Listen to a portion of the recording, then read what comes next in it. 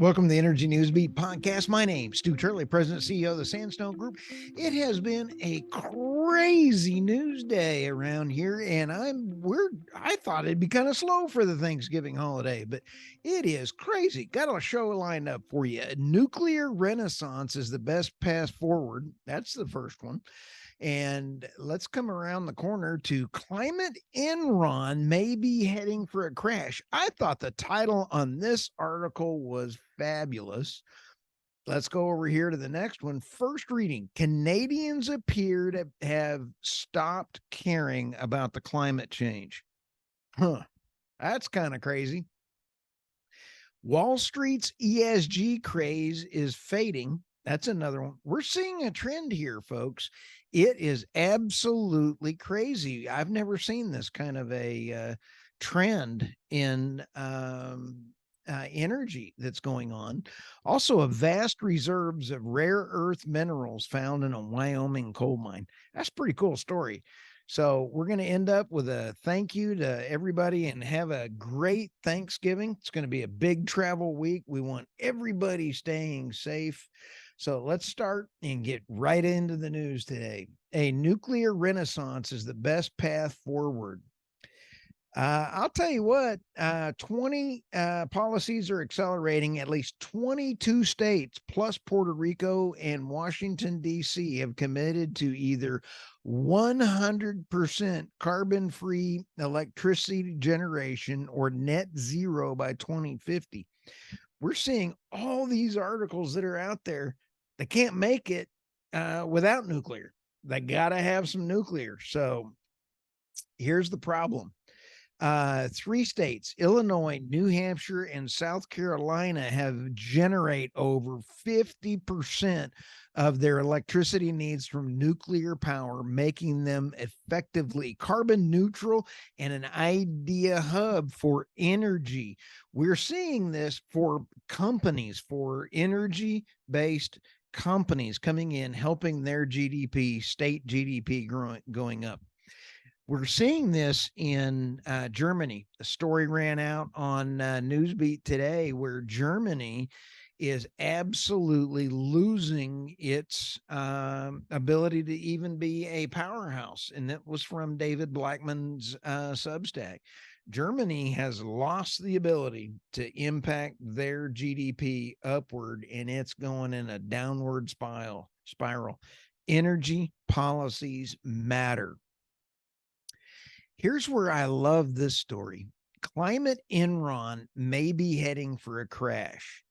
If everybody remembers Enron, that was a Ponzi scheme. That was a wild, wild Ponzi scheme. And this article is pretty interesting. Bradley, the CEO of the Institute for the Economic Research, recounts Lay was the salesman promoting a business model which kept, trying to get investors' money, spending it, and it was barrel mark to market accounting.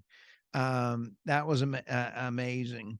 Then we see it covers the FTX, the collapse there. It was following a lot. They're saying it was even bigger than Enron. It was unlike Enron, it was bad, and plenty of warning signs that here's where it is. The green revolution has a lot of warning signs that it may be even worse than FTX. It's about to come tumbling down, and its loudest advocates brought to account. This is critical when you take a look at the green war on fossil fuels. The folks that are out there not humanitarian, that are left and or Green New Deal focused, are going to scream louder. They happen to be around the world. More and more of the people that are in power that set regulatory issues, goals, climate goals. This is not a discussion of whether or not you need to go to net zero. Let's leave that off the table for now. Yay, let's go to net zero. How you get there. Renewable energy in its current technology state is not renewable or sustainable. There is nothing renewable about wind or solar in its current state. So, when you take a look at the green war and fleshing out the net zero and ESG are going critical because nobody can print money anymore. I called for this 3 years ago. I called for this last year saying you can't print money without having the brakes, just the wheels fall off. The wheels are falling off the chuck wagon. So, um, I love this line out of the article. Ken Lay with Enron, the green revolution has relied heavily on government subsidies and a revolution always business philosophy aimed at making pariahs of anyone who dares oppose the grandiose but fatally flawed plan. My news website, my podcast is being shut down by a lot of the technology companies. I know it to be a fact. I have screenshots, and we have found a way to get the story out about humanity, the power of the energy. It's about raising people out of poverty. That's what we need to use. Again, I am energy agnostic. I don't care what we use. Let's have the least impact on the environment. Let's get people out of poverty. Now, let's go to the next one.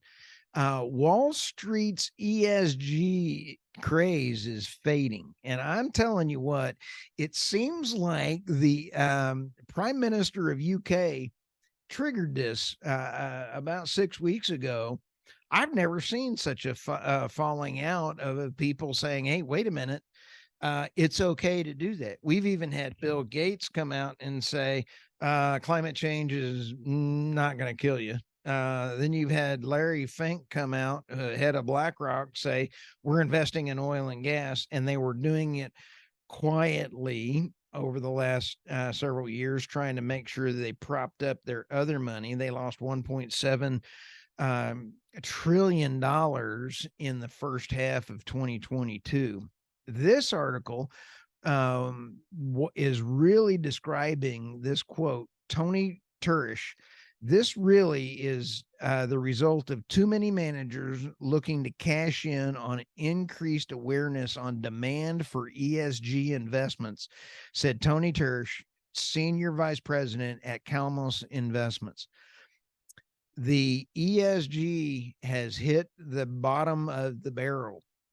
Now, remember, there's still ESG funds that are out there, and believe it or not, they're related to oil and gas.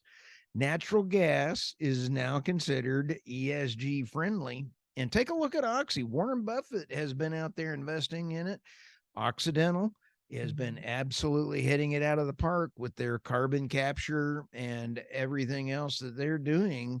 They're doing their what they do best, oil and gas, but they're also sending out their Chesapeake sent some of their first LNG out and around with carbon net zero shipments.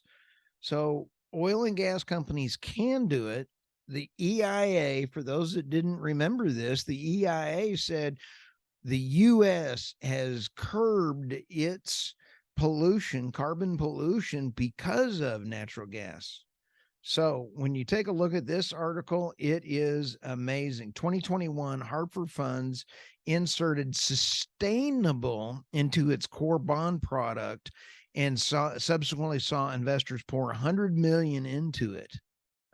But after missing its own performance, Hartford is switching again. At least 5 other funds announced they would drop their ESG mandates, while another 32 sustainable funds will close, according to their compiled Morningstar. Here's the thing. Nobody has been saying that sustainable includes fiscal responsibility. Fiscal responsibility and a dedication to the stakeholders, which are the consumers, makes a huge difference. Folks, I'm excited about all the changes that are coming around. I think that we could actually end energy poverty if we can stay on a good path. Let's use wind, solar, nuclear, coal. Use clean coal. Let's use our technology. Let's get together and talk about this. Have a great Thanksgiving.